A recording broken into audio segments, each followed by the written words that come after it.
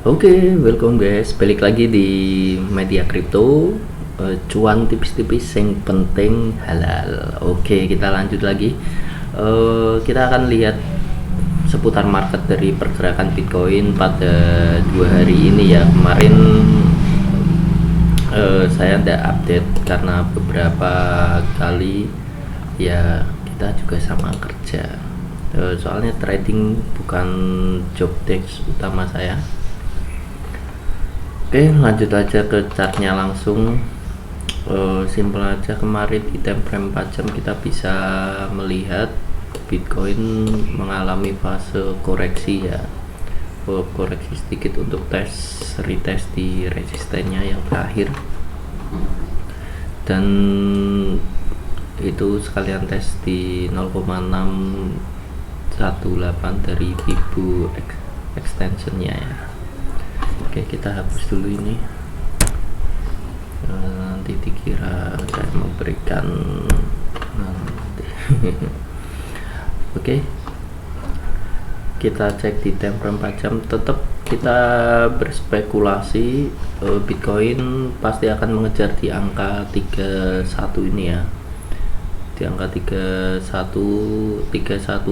sampai dengan 32.000 USD. Seandainya dia bisa melewati dengan supply zone-nya ini, kemungkinan dia akan melanjutkan penguatannya sampai di 34.000. Tapi kita harus tetap waspada karena di angka 31.600 itu adalah berdekatan dengan area rawan longsor. Oke. Pergerakannya juga ini saya geser dulu ya. Pergerakannya dia mengalami fase rejection. Kita bisa cek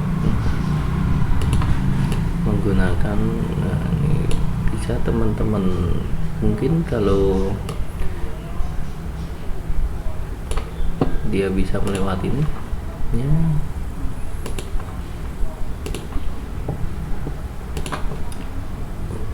pergerakan berikutnya, semoga saja dia bisa bertahan kayak gini terus, dan dia ngebreak sampai di sini.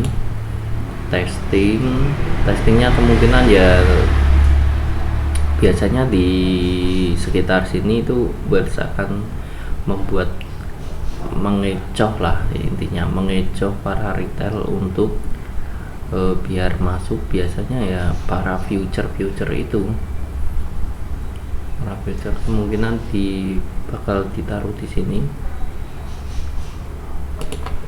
dan akan dipump sampai sini ya.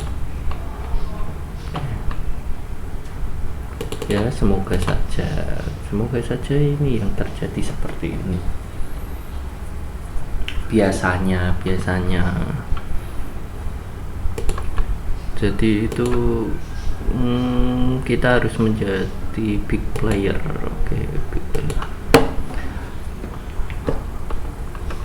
Kebanyakan kan orang kayak gini, ambil posisi di sini, shortnya di sini,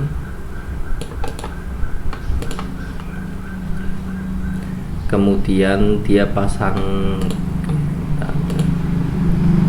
ambil short di sini, kemudian pasang take profitnya pasti berada di sekitar sini, kemudian dia pasang stop lossnya di sini di atas resisten ini ya. Market akan cenderung dibawa turun dulu sideways, kemudian bigger player di sini akan memainkan harga. Itu biasanya manipulasi ya, dia ngambil liquidity di sekitar sini yang cenderung sideways, itu mengumpulkan beberapa orang. Kemudian orang yang short di sini akan terkena likuidasi berada di sini. Setelah dia terkena likuidasi di sini dan orang banyak yang FOMO karena ini udah breakout, dia akan mengambil posisi open di sini kemudian stop loss di sini. Nah, stop lossnya itu kan di bawah support ini ya. Stop loss akan di bawah di support ini. Pasti orang-orang yang serok di sekitar sini. Nah, serok di sekitar sini ya pasti time frame-nya. Oke, shortnya di sini, kena liquid di sini, kena stop loss, bukan liquid ya, stop lossnya. Kemudian dia cenderung turun, kemudian bigger player langsung short juga dan menjual beberapa kepemilikannya dia, sehingga market terjadi penurunan di sini dan para retail terkena stop loss lagi. Bigger player atau para whales akan mengambil momentum itu, dimana kebanyakan likuiditas di sini ya, likuiditas market berada di sini. Kemudian terjadilah pumping harga dan orang yang stop loss pasang short di sekitar sini kaget karena pumpnya terlalu tinggi, sehingga dia juga akan terkena stop loss di sini yang mengakibatkan beli otomatis dan akan ngepump sampai di 31.600. Ya, buat teman-teman hati-hati saja. Kita analisa pergerakan dari bigger player atau para whales itu seperti itu. Dia akan mencari likuiditas tertinggi untuk dia manfaatkan. Berbeda dengan retail yang dia cenderung memakai analistik biasanya ya, ini teknikal, cuma teknikal aja yang dia pakai, tapi dia tidak melihat pergerakan dari para whales. Ya, makanya yang kita manfaatkan ya harusnya kita pakai shortnya di sini, terus kita pakai buy-nya di sini. Nah,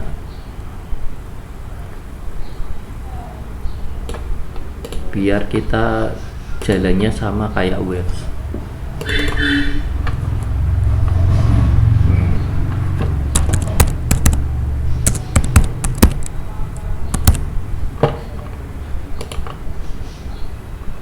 Short posisinya di sini. Oke, kita pasang stop lossnya di atas resisten ini ya, resisten terakhir. Terus kita ambil posisi buy.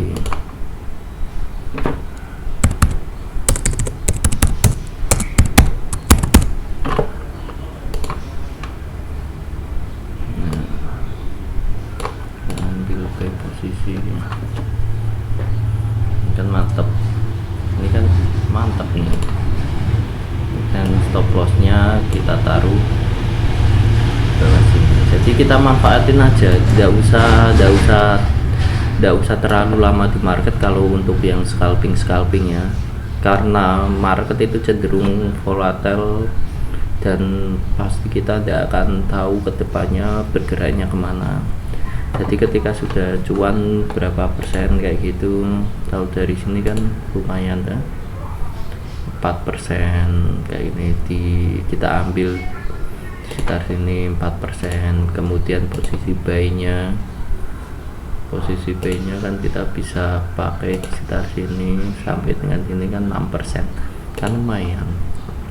Kalau kita open posisi nggak usah terlalu banyak untuk itu ya, leverage-nya ya, yang future kita ambil leverage-nya paling ya 9 atau 10 aja, dengan modal paling ya $10 atau $20.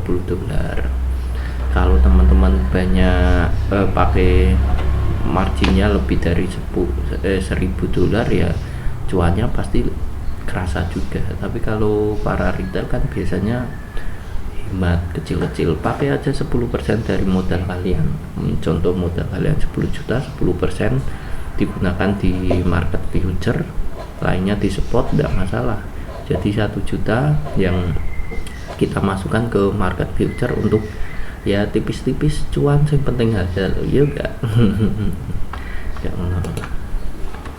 Oke, itu kalau buat yang mau scalping. Tapi kalau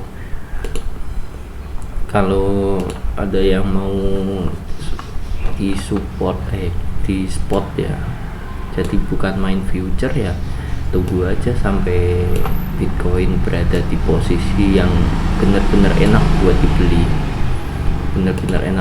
dibeli, itu ya posisi sini menurutku. Nah, posisi di rentang antara 25.000 sampai 24.000 ini posisi demand terbesar di situ. Para whales yang main sport, dia cicil ya pasti dia akan menunggu harga di sini lagi, karena beberapa kali kemungkinan ya di sini dia akan melihat banyak seller yang masuk juga. Ini agak banyak banget ya coret-coretannya. Oke. Karena kalau kita lihat ini kenaikannya itu sudah berkurang banget loh.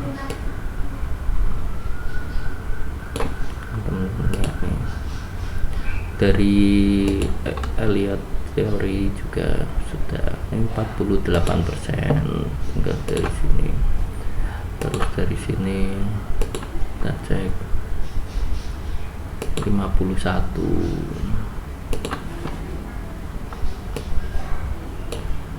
Nah, kalau seandainya ini dia berhasil ngepamnya kan dari sini, ini nanti kalau dari sini kemana 48 ya enggak masalah kalau dia berhasil. Yang penting area supply zone-nya dia ini bisa tertembus. Oke. Dan di kalender ekonomi kita bisa lihat hari Rabu ini nanti ada pidato anggota FOMC ya, Broman, jam 00.00. Kalau kita sampai di sini udah ya, berarti ya ini tanggal berapa ini? Terus ada stok minyak, indeks rotor tangki -3, indeks utama yang sih yang ini ya, nanti kita lihat ya. Jadi lo menjabat sebagai anggota Dewan Gubernur Sistem Federal Reserve pada 26 periode yang akan berakhir, digunakan untuk memberi isyarat kenaikan kebijakan moneter mendatang. Nah, ini sangat bakal mempengaruhi market ya, karena ini adalah isyarat mengenai kebijakan moneter mendatang. Dari kebijakan dari The Fed akan seperti apa 2 minggu kurang lagi ya, tepatnya tanggal 3 Mei. Jadi tanggal 3 Mei teman-teman harus hati-hati. Sebelum tanggal 3 Mei usahakan close dari market dulu aja, kita lihat, karena takutnya nanti marketnya volatile banget, teman-teman malah kena stop loss atau mungkin kena liquidity. Oke, setelah itu kita cek mana ini Ethereum ya.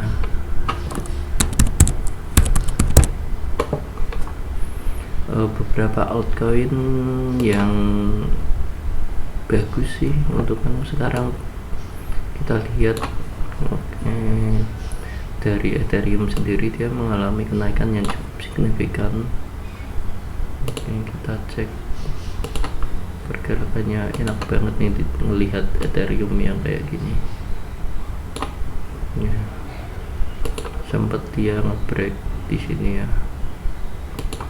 Kita cek area-area yang jadi supportnya dia.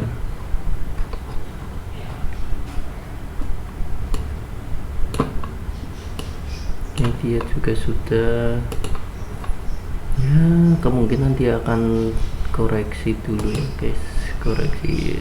Dia bisa bertahan di sini, mantap juga nih. Kalau seandainya dia mengalami kenaikannya yang benar-benar kenaikan signifikan, Ini altcoin bagus banget loh guys, kalau kita lihat dari chartnya, bener nih. Nah, kita perlu garis bawah itu ini di sekitar sini ya.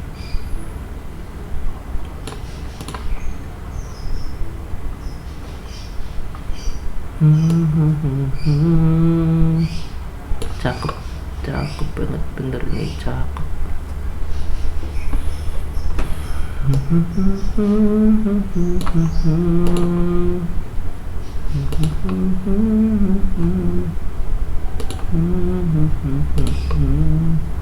Kita cek dari garis trendline nya, garis trendline nya ngetesnya cuma sedikit banget, kemudian dia ngepang, gila men.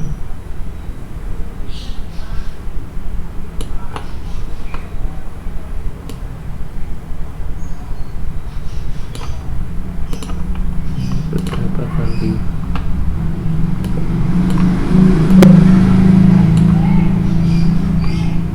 kemarin sih sempet ya tambah, dia berhasil di time frame ini dua gila, memang sih keren. Kita ambil dari Vivo nya. Oke, gue bakal dapat open posisi sih kalau ini.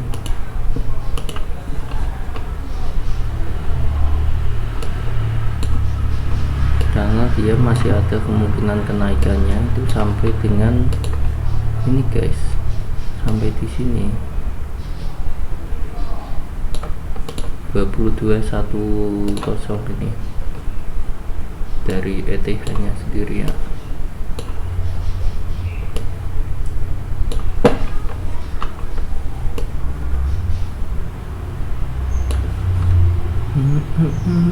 Dari Ethereum sendiri masih ada kemungkinan dia sampai di 22.000 ya, 2230. Kita cek di time frame 4 jam.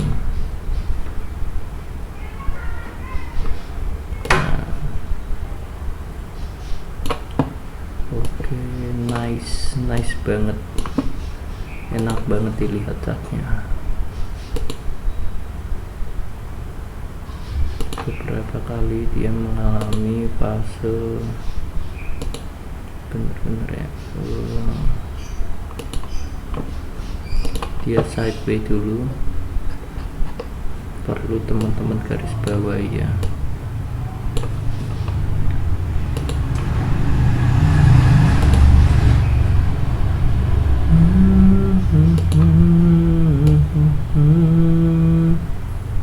Kemungkinan dia break, nah kayak gini, tapi tetap sebelum ini TP aja di 22 ini.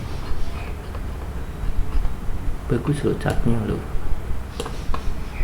bener-bener enak. Rasio yang digunakan ini clear banget, dia itu ngebreaknya itu bener-bener clear banget,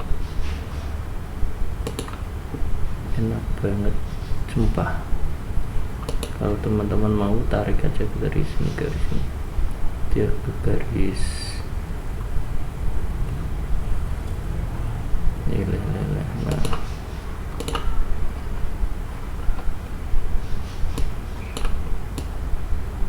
ya, sideways kemudian naik, pumpingnya kemungkinan ya di sebelah sini.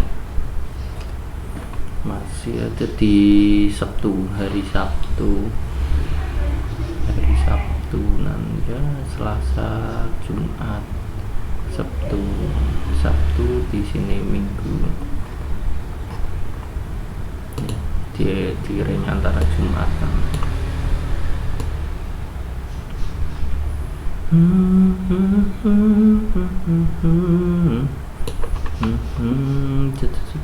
Ini masih ada kenaikan probabilitasnya. Kalau teman-teman mau masuk, ambil entry-nya di sekitar sini versi yang 15 menit.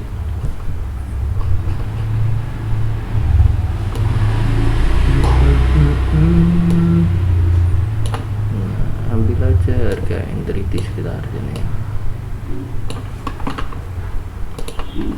Kalau aku sih biasa kebanyakan entry-nya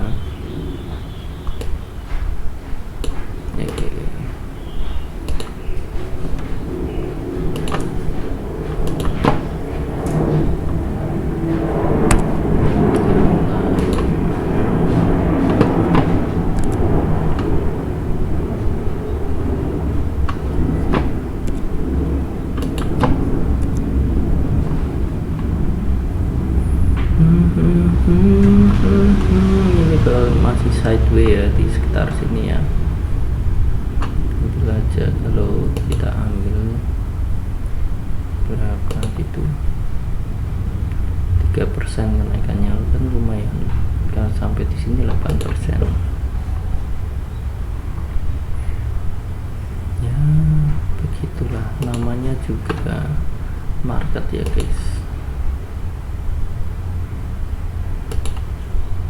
Ini syaratnya dia kan udah testing, tapi pasti dari beberapa webs pengen dia masih sideways di sini dulu.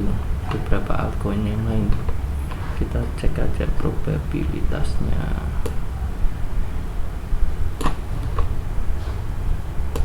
Jangan sampai ya ini dia malah jadi gak penurunan kayak gitu.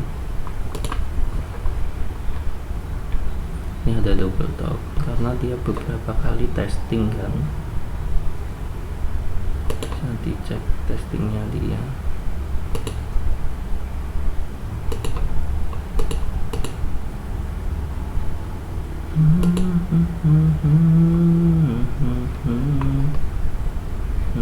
Ini kan testing nih. Nah, ini testing.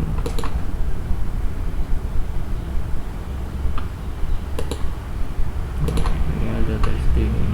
Nanti ya beberapa kali, mungkin tiga kali testing di sini ya.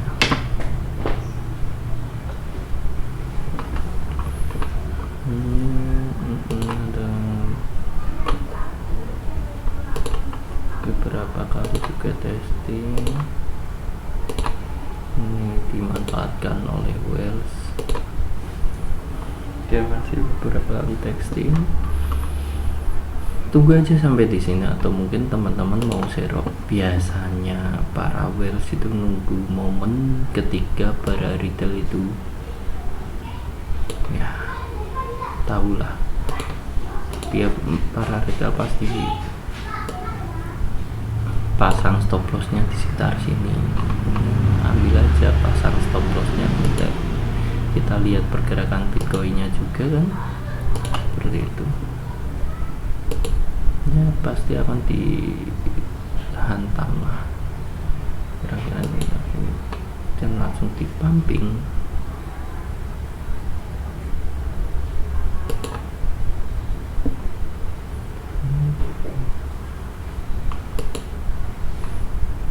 Kayak gitu lah.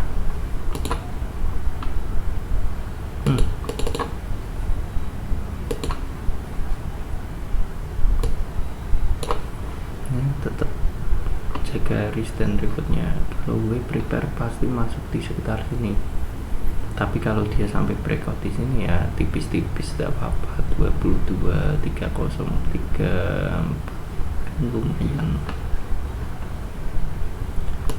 Oke, cukup sekian dari saya. Terima kasih buat teman-teman yang sudah nonton. Jangan lupa subscribe ya.